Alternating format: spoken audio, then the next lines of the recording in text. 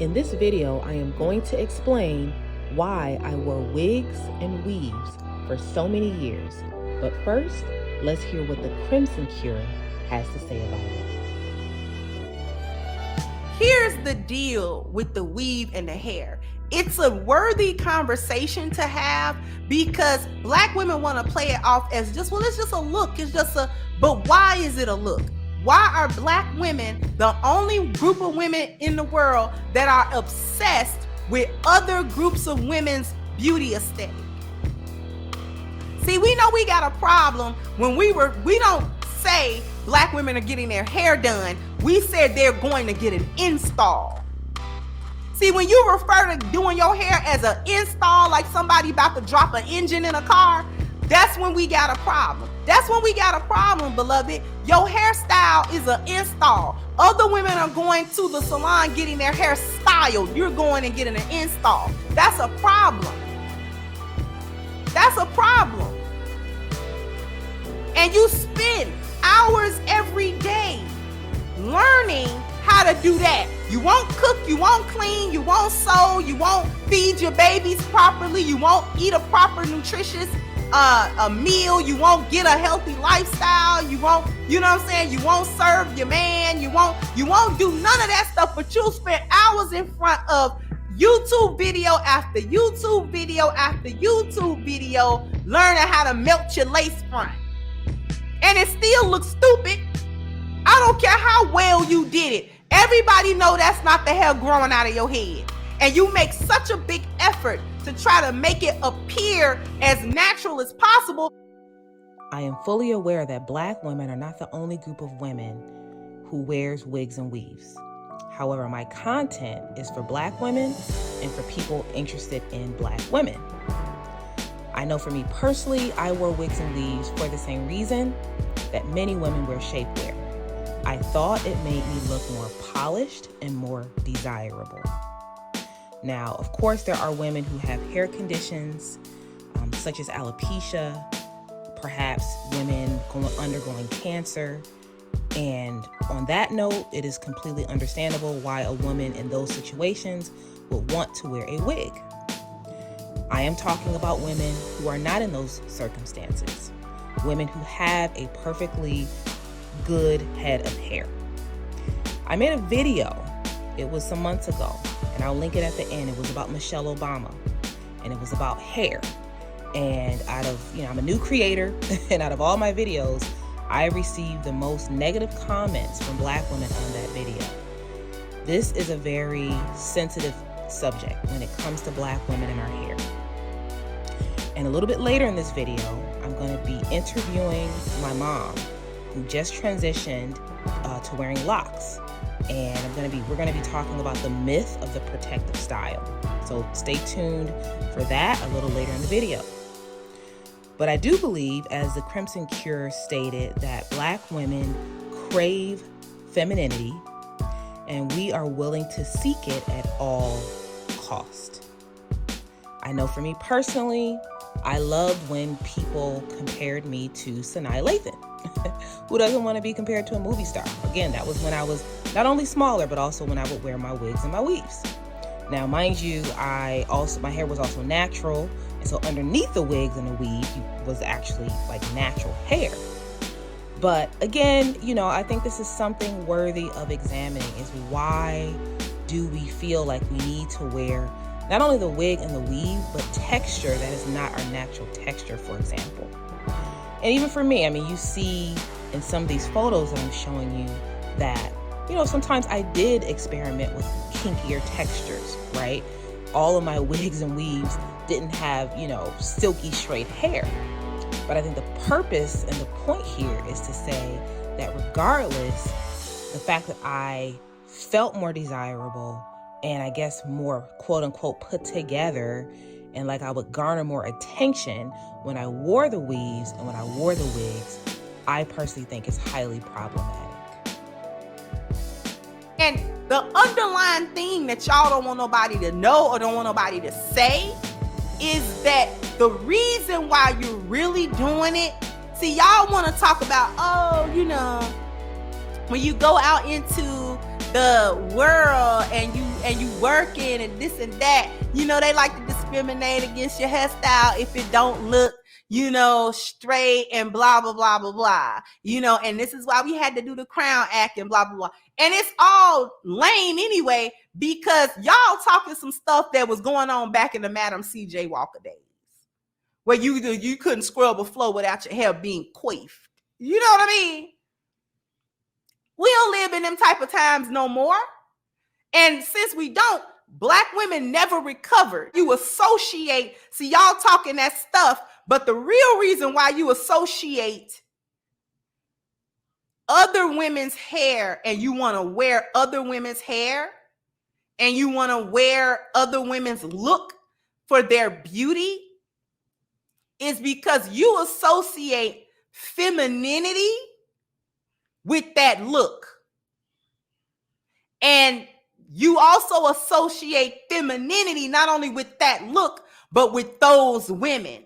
You don't associate femininity with Black women. So therefore, your aesthetic, you don't like your aesthetic because you don't want to be feminine, but you do want to look feminine.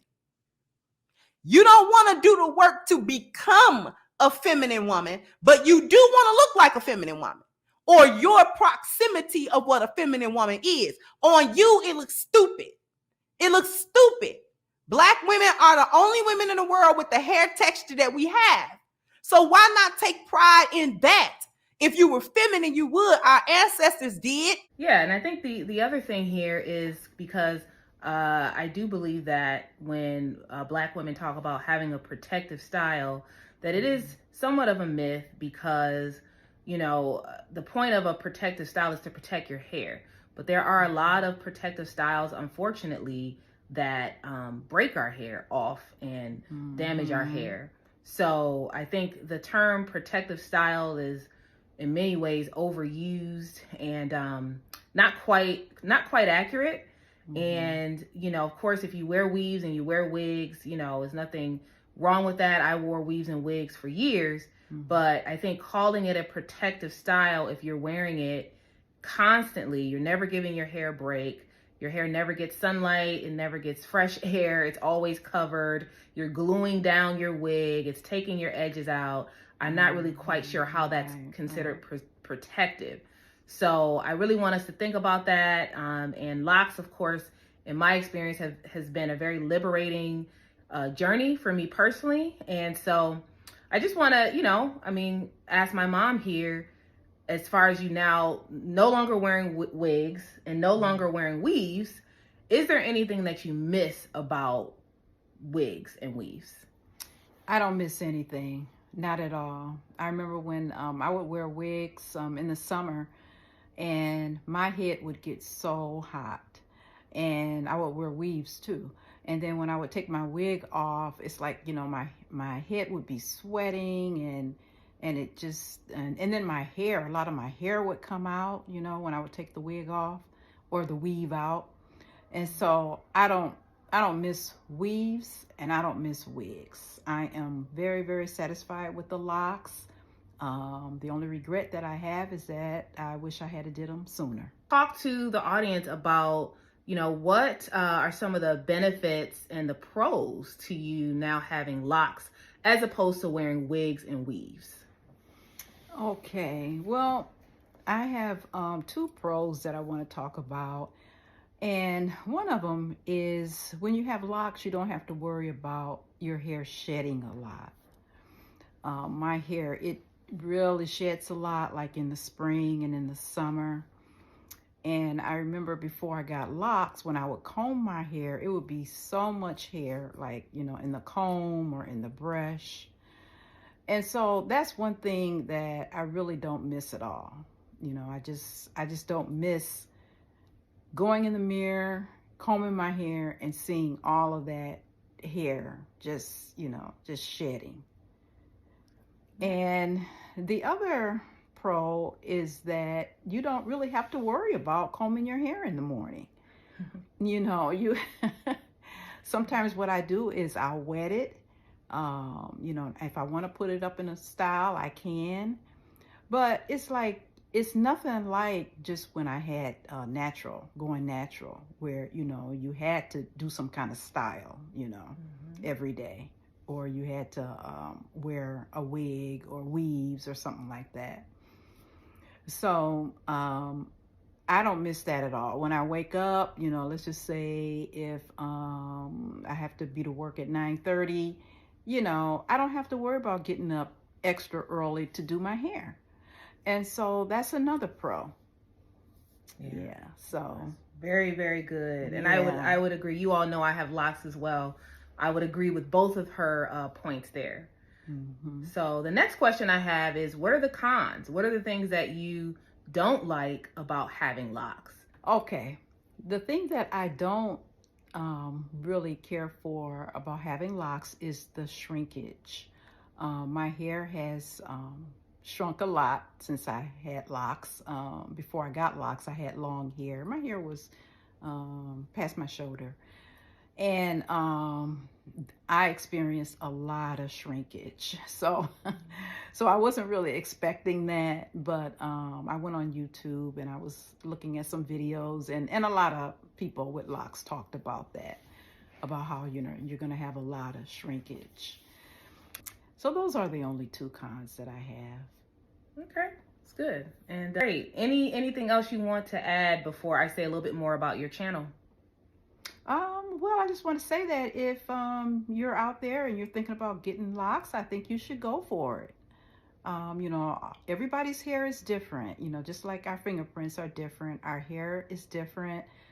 So you can't really compare your journey with anybody else's journey, because your journey is going to be different and your locks are going to be different as well. So I just think that if you want to get the locks, I think you should just go for it. And I'm sure that you won't regret it. That is very motivating, especially to someone who might be sort of on the fence. So I think that's really motivating for that person. And just really quick again, this is my mom here. Her name is Linda Onilifor, and her channel is called Over 60 and Loving It. And it's loving with a G at the end. I think it's loving, right? Yeah, loving it. Yeah. Okay. Over 60 and loving it. Yeah. Yeah, so please do check out her channel, subscribe if you're interested in her content. She has content about mental illness, her lock journey, and she's going to be covering, other topics as well. And thank you all again for tuning in. I think this is a conversation that as Black women, we need to have more about this idea of protective styles. Again, and it's not just weaves and wigs, it also includes braids and, things like that can put a lot of tension on our hair. And just think about that. Before you get a quote unquote protective style, ask yourself, is this really protecting my hair, or is this just a sort of a mask that I'm calling it that, and it's actually more damaging? So again, this is Neka Onilifor here to make the invisible visible. Like this video, subscribe to the channel, and as always, stay tuned for more videos. Bye. Bye.